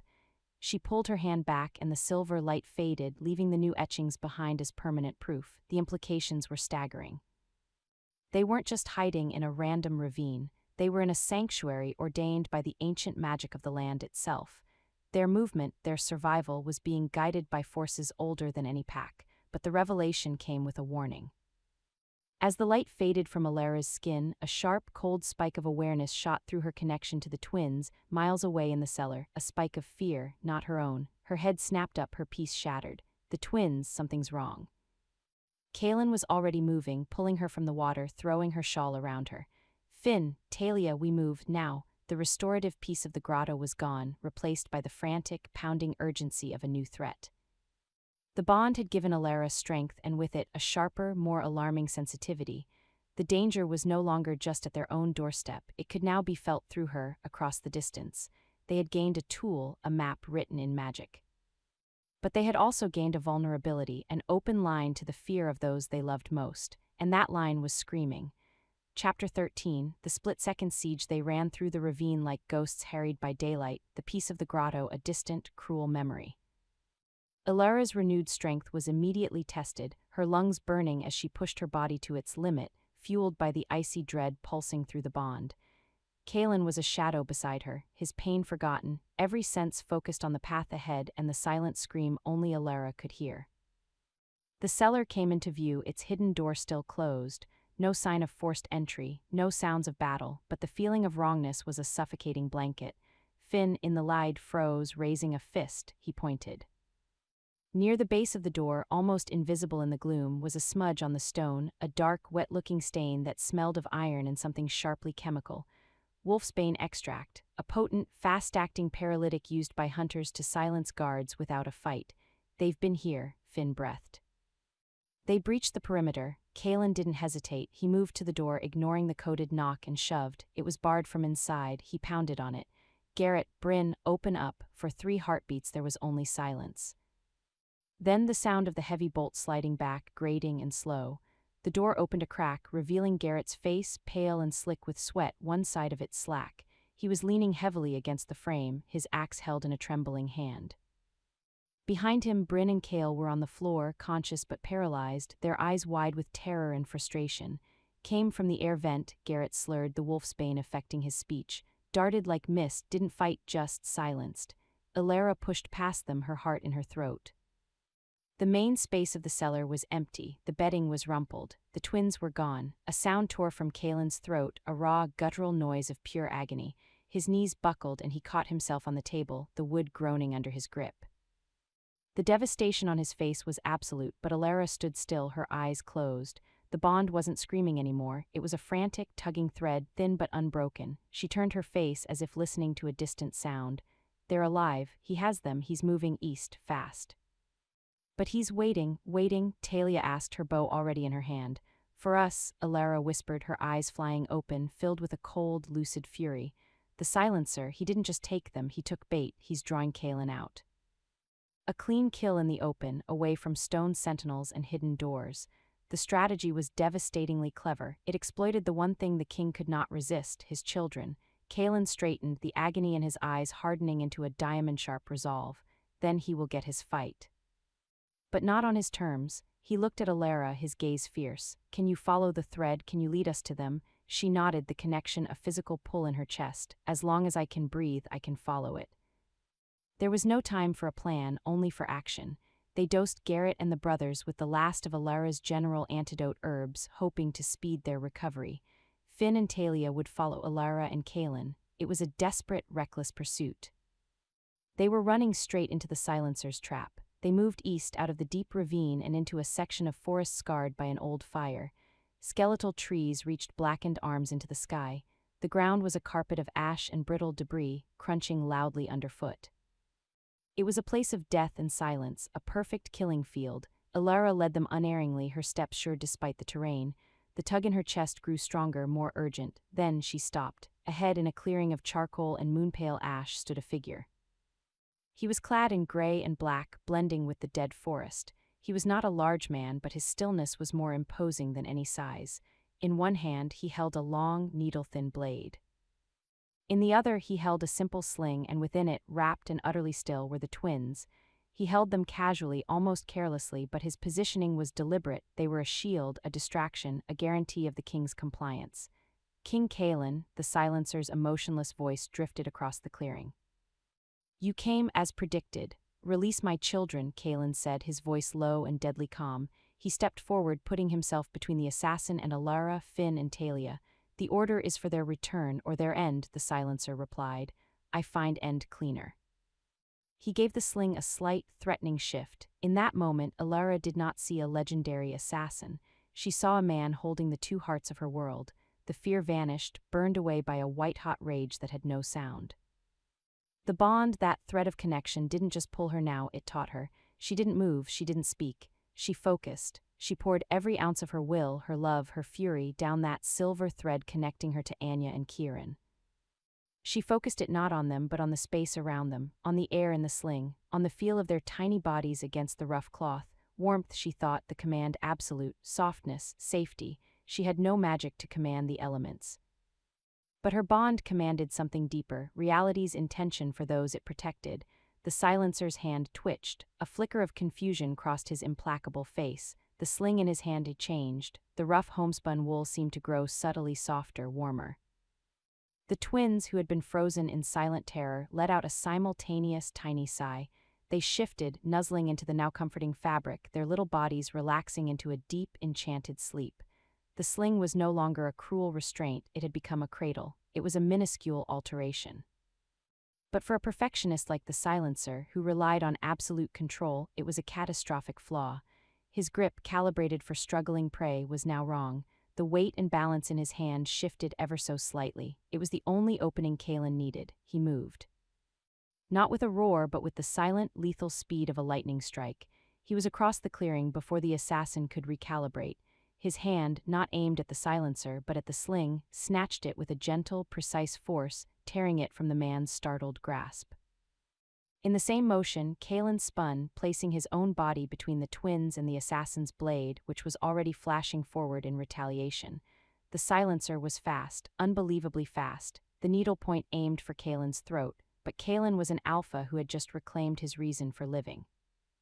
He dropped the blade whistling over his head and drove his shoulder up into the assassin's chest. It wasn't a killing blow, it was a shove fueled by raw power and desperation. The silencer stumbled back, his perfect balance lost in the ash. An arrow from Talia's bow thudded into the ground at his feet, a warning. Finn was already moving to flank him. The silencer looked from Kalen, who now held the twins close to his chest, to Alara, who stood with her hands clenched, her hazel eyes burning with a light that was not of this world. He saw a strategy in ruins, defeated not by superior force but by a love that had literally softened the fabric of his plan. He did not curse, he did not rage, he simply vanished. Melting back into the gray landscape of the dead forest, becoming one with the ash and shadow, his retreat as silent and professional as his attack. Kalen sank to his knees, clutching his children, his whole body trembling with the aftershock. They were safe, warm, breathing. Alara ran to them, collapsing beside him, her hands fluttering over the twins, checking, reassuring. Her connection was a flood of relief so potent it made her dizzy. They had won, not by overpowering the legend but by outloving his cruelty. They had turned his own trap against him, using the very bond he sought to sever as their weapon. But as they gathered in that ashen clearing, the twins safe in their arms, they knew the truth. The silencer had failed, but he had seen. He had seen the bond in action, and he would report it. The traitors now knew their greatest threat was not the wounded king, but the Omega whose love could change the world. And they would come for her with a fury reserved for the most potent of magics. The real war was just beginning. Chapter 14, The Council of War in the Ashes. The dead forest offered no comfort, only the brittle memory of fire and the lingering chill of the silencer's presence. They did not stay in the ashen clearing. With the twins secure against Kalen's chest, they retreated swiftly, a grim procession back toward the ravine. Finn and Talia moved like hunted things themselves, their eyes scanning the skeletal trees for any sign of the assassin's return, but the silence held. He was gone for now. They found Garrett, Bryn, and Kale recovered enough to stand, their faces etched with shame and relief. No words of blame were spoken. They had been defeated by a foe who fought without honor, using tools of stealth and poison. The shame burned in their eyes, but it was a fire Kalen needed to bank, not stoke. "He is a specialist," Kalen said, his voice stripped of emotion as he laid the sleeping twins carefully on a bed of blankets. "He was created to bypass warriors like you. The failure is not yours, the victory," his gaze found Alara, who was shaking by the fire, wrapping her arms around herself, "is ours. We have our future back, and we have learned our enemy's new priority." All eyes turned to Alara. She felt the weight of their stares, awe, fear, dependency. She had altered reality with a thought. She had turned a weapon into a cradle. The power that had saved them was also a beacon, painting a target on her back brighter than any king's crown. "They will come for you, Alara," Talia said quietly, stating the terrible fact they all knew. "Not with one assassin, with an army. Verk cannot allow what you can do to exist." Alara nodded, the motion stiff. The post-adrenaline crash was making her tremble. "I know." "Then we must stop waiting for them to come," Kalen declared. The weariness was gone from his voice, replaced by the clear, cold tone of a commander. The father had saved his children. Now the king had to secure their world. "We have been prey, reacting, hiding, no more. The silencer's failure is our opportunity. He will report that I am stronger than expected and that Alara is a mystical threat. They will regroup, plan a larger assault. We must strike in that window of disbelief." Garrett leaned forward, his grizzled face intent. "Strike with what, sire?" "We are 9 with 2 babes in arms." "We are not just 9, Kalen said, a plan crystallizing in his eyes. "We are the core, the truth, and we have an ally they have forgotten." He looked at the stone wall of the cellar as if he could see through it to the sleeping spirit of the ravine. "The sentinel showed us we have the land's favor. Morwenna the witch showed us our enemy's interest in the arcane. We must use all of it. We will not attack the Obsidian Fang stronghold, that is suicide, we will attack the story." He began to lay it out, his words painting a desperate, daring strategy. "Finn, Talia, your task is not to spy but to speak." You will become whispers in the border territories, in the outposts, in the taverns where low-ranked guards drink. You will spread a new tale. Not of a cursed king and abominations, but of a betrayed Alpha and his heirs, protected by the moon's own chosen, an Omega of pure heart who commands the loyalty of the ancient stones. You will speak of the Silencer's defeat not by claw but by cradle. Make it a story of hope, of magic returned. Let the rumor become a legend, and let that legend travel to the ears of every wolf who feels uneasy under Verk and Lyra's rule. He turned to Bryn and Kale. You will find the other nodes. The places in the land like the hot spring grotto. Alara will teach you how to feel for them. We need safe havens, a network. We need to move, not hide. Finally, he looked at Alara. His gaze was intense but not demanding. It was a request.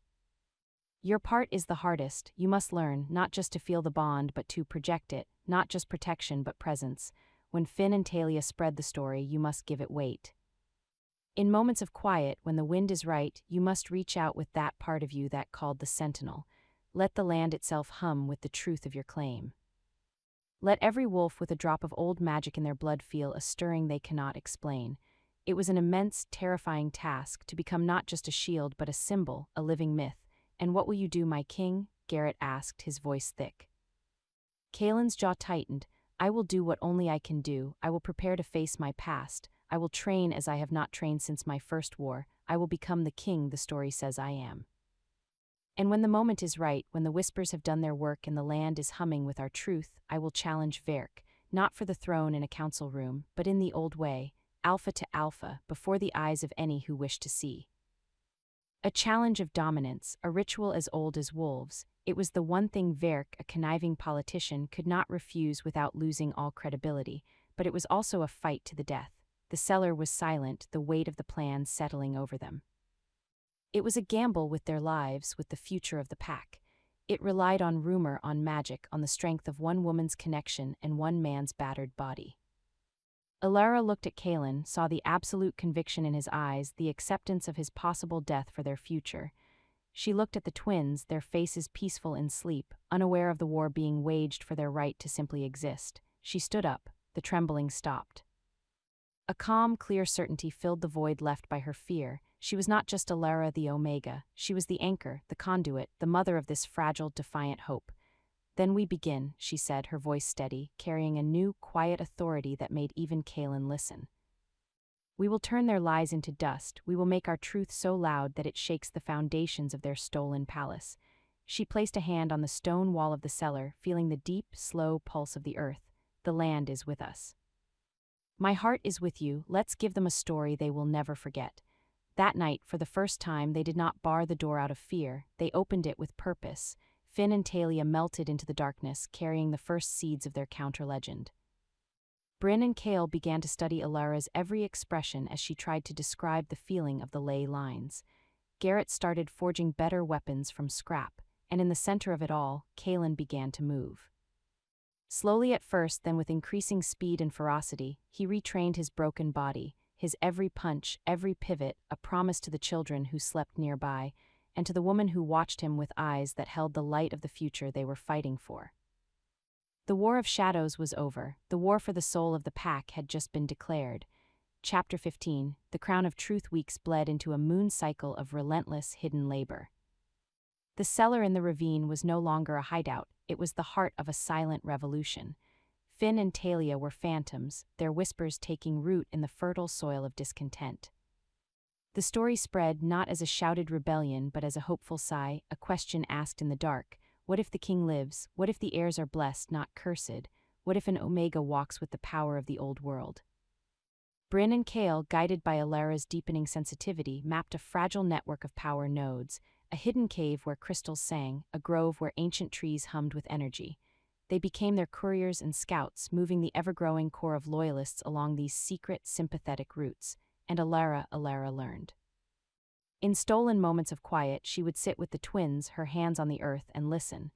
She learned to distinguish the bond's many strands, the bright, cheerful thread of Kieran's curiosity, the calm, deep pool of Anya's quiet strength. She learned to hum not just to soothe them, but to resonate with the land's own frequency.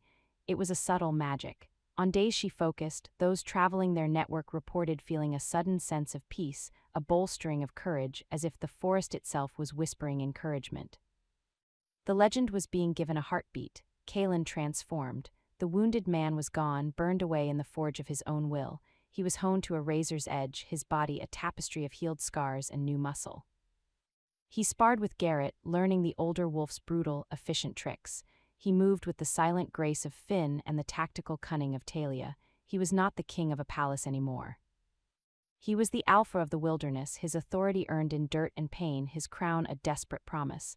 The time came not with a signal but with a shift in the wind. Finn returned one evening, his usually stoic face alight. "The whispers have become a voice," he reported. "A faction in the eastern garrison has openly refused Verk's orders to hunt rumors. The market in the lower town flies makeshift banners, a crescent moon cradling two pups. They are waiting, sire. They are waiting for a sign that the story is real." Kalen looked at Alara. She felt the gaze of everyone in the cellar, the moment balanced on a knife's edge. "It is time," he said, his voice calm, final. "I issue the challenge, alpha to alpha, for the right to lead and for the truth of my bloodline."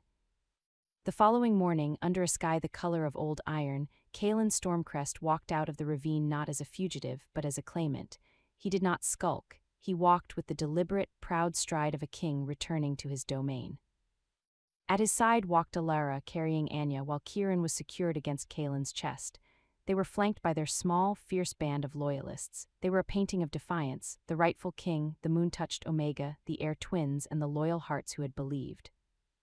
They walked to the Stones of Judgment, an ancient circle of monoliths on neutral ground between territories, a sacred place for resolving pact disputes since time immemorial.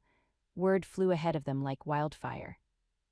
By the time they reached the stones, a crowd had gathered, not just obsidian fang wolves but curious onlookers from neighboring packs. Hundreds of eyes watched, filled with doubt, hope, and fear. From the opposite side of the circle, Counselor Verk arrived. He was surrounded by glittering palace guards, his expression one of smug contempt barely covering a sliver of unease. He was a politician, well-fed, his power coming from words and schemes, not tooth and claw, but he could not refuse.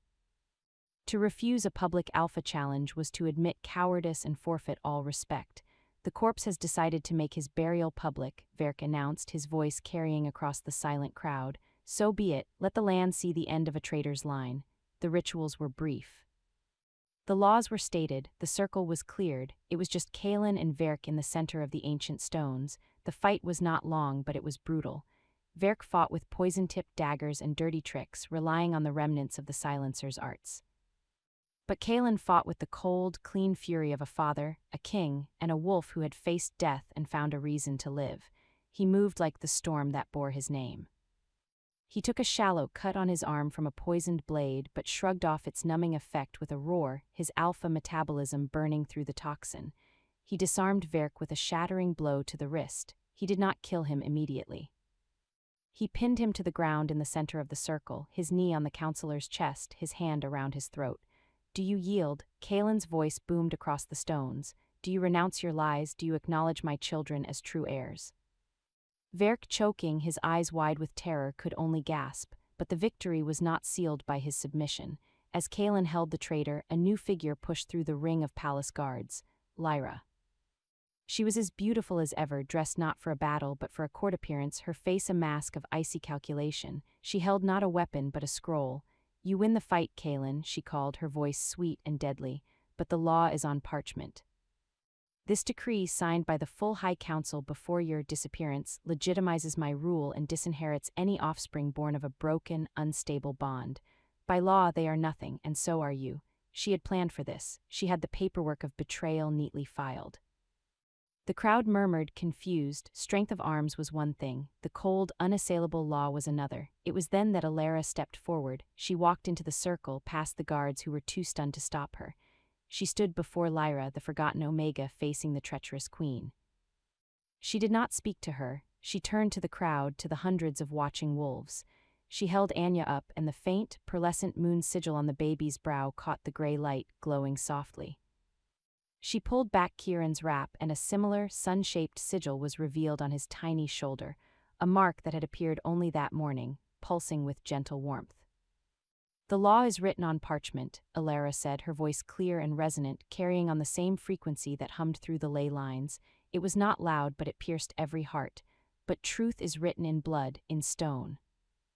In the magic that was here long before councils and decrees. She looked at Lyra, and her eyes held not hatred but a profound, devastating pity. You speak of broken bonds. The only bond broken here is the one you severed with your own heart. The moon does not bless lies, the earth does not uphold treachery. As she spoke, a gentle tremor passed through the ground, not a threat but an affirmation. From the forest edge, the massive stone form of the sentinel emerged, not fully, but just enough to be seen, a silhouette of living rock and ancient power, its head bowed toward the circle in clear allegiance. A collective gasp rippled through the crowd. The legend was standing before them. Lyra's mask of control shattered into sheer panic. Kill her, she shrieked at her guards. She's a witch, a deceiver, but the guards did not move. They were staring at the stone sentinel, at the marked children, at their true king holding the usurper in the dirt, and at the Omega who spoke with the voice of the land itself. The law on parchment crumbled to ash before the truth written in stone and spirit. One by one, then in groups, then in a wave, the wolves in the crowd, Obsidian Fang and outsider alike, bent their knees. They bowed not just to Kalen, but to the family he protected, to the future they represented. Lyra stood alone, the useless scroll falling from her fingers, her betrayal rendered meaningless. Kalen rose, pulling Verk up by the scruff of his neck, handing him to Garrett and Finn. Imprison them, their fate will be decided by the pack, a true pack. He then walked to Alara. He did not take the twins from her, he simply stood beside her, his shoulder touching hers, facing their people, together. The silence was absolute, filled with a new beginning. Kalen spoke, his voice for the first time in months not filled with pain or strategy, but with quiet, unwavering certainty. The crown is not a piece of metal, it is a promise. A promise to protect, to lead with honor, to cherish the bonds that make us more than just beasts. Today, the true crown is reclaimed, not by me alone, but by all who choose truth over fear, by all who believe in the future these children represent. He looked down at Alara, his fierce gaze softening, and by the strength of the one, the moon itself sent to remind us what we were fighting for.